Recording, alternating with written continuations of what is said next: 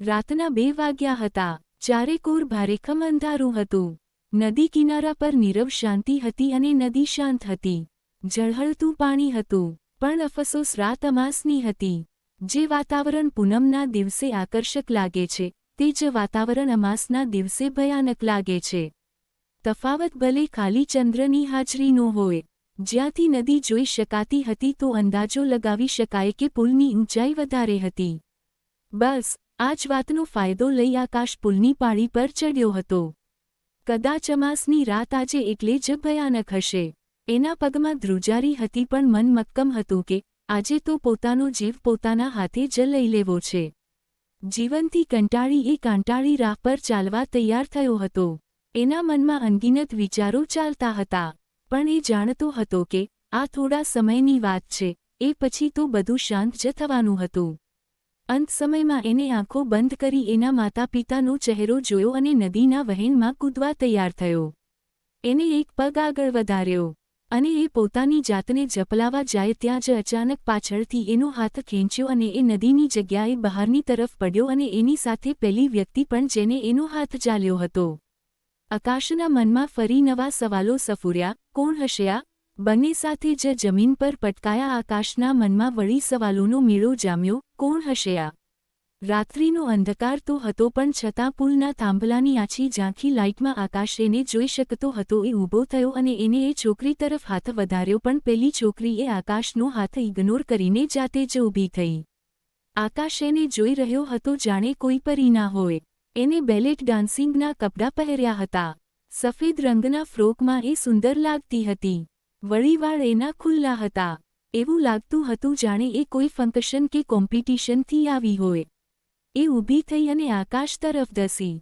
Idiot, are you lost your mind? અવતરણ ચિહ્ન એ મારી પર જાણે વરસી રહી હતી. અરે પાગલ, તને જોઈને તો એવું લાગે છે કે લગભગ 23 વર્ષની ઉંમર છે તારી. અને તારે આત્મહત્યા કરવી છે. મતલબ તું મરી જશે પછી તારો નવો જન્મ થશે. પછી તારે ફરતી 23 વર્ષ પાછા જીવવા પડશે યાર. આકાશ સાંભળી રહ્યો હતો. એને મનમાં સવાલ થયો, આ શું બોલે છે? અરે મરવા કરતાં તો ફરીથી જીવવાનો ડર લાગવો જોઈએ. એ અટકી. હવે તારે વિચારવાનું, ઇજ્જતથી આગળનું જીવન સમય આપીને જીવી જા, નહીં તો ફરી એકડે એકથી શરૂઆત કર. અને હા, એ પણ પાછું સ્યોર નથી કે તને નવું જીવન મળશે જ. કદાચ ભૂત બનીને ભટક્યા કરશે આમથી આમ. મારું ભાષણ પૂરું થયું. હવે કૂદવું હોય તો કૂદ. અવતરણ ચિહ્ન એને એની વાત પૂરી કરી. આકાશે કહ્યું, તો શું કરું? બધી જ પ્રોબ્લેમ મારા જ નસીબમાં છે. અચ્છા, શું પ્રોબ્લેમ છે? અવતરણ ચિહ્ન એને માસુમિયતથી પૂછ્યું. આકાશે કહ્યું, નથી કહેવું મારે. શું કરું કહીને? પાક્કું નથી કહેવું. આકાશે નામાં ડોકું ધૂણાવ્યું. આય કે ચાલ તો તું કૂદ નદીમાં, હું જાઉં છું. આકાશને એમ કે એ મને કાલાવાલા કરશે, પણ એ તો પીઠ ફેરવીને બિંદાસતથી ચાલવા લાગી. આકાશ એને જતા જોઈ રહ્યો હતો. એક તરફ નદી હતી અને બીજી તરફ એ હતી. આકાશને થયું મરવું જ છે તો તકલીફ કોઈને કહીને મરવું જોઈએ. એ થોડા સમય માટે ત્યાં જ ઊભો રહ્યો, નદી તરફ જોયું અને પેલી આયજલ થવાને આરે ઊભેલી છબીને જોતો રહ્યો. એક તરફ નદી હતી અને બીજી તરફ એ આયજલ થતી છબી હતી. આકાશ એના તરફ દોડ્યો. હે પ્લીઝ સ્ટોપ. પેલી છબીએ ચાલતા ચાલતા જ જવાબ વાળ્યો, જો તું મને કહેતો હોય તો મારું નામ હાર્લિન છે. આય કે વેઇટ હાર્લિન. આકાશ એના તરફ દોડી રહ્યો હતો. પેલી છોકરી અટકી. આકાશ એની પાસે પહોંચ્યો. બોલો મિસ્ટર, શું કામ છે? મારે વાત કરવી છે. મારી પ્રોબ્લેમ શેર કરવી છે.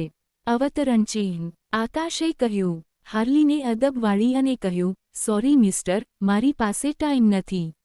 આકાશ એને જોઈ રહ્યો હતો. કેટલી અજીબ છે. આકાશ મૂંઝાયો કે આની સાથે આગળ શું વાત કરવી. અગર તારે સાંભળવી જ ન હતી મારી વાત તો શું કામ અટકાવ્યો? કૂદવા દેતે. હાર્લિને એક પણ શબ્દો બોલ્યા વગર આકાશનો હાથ પકડ્યો. આકાશને આટલી ઠંડીમાં એ હાથ ઉષ્માભર્યો લાગ્યો. એ જાણે હૂંફાળો સાથ હતો.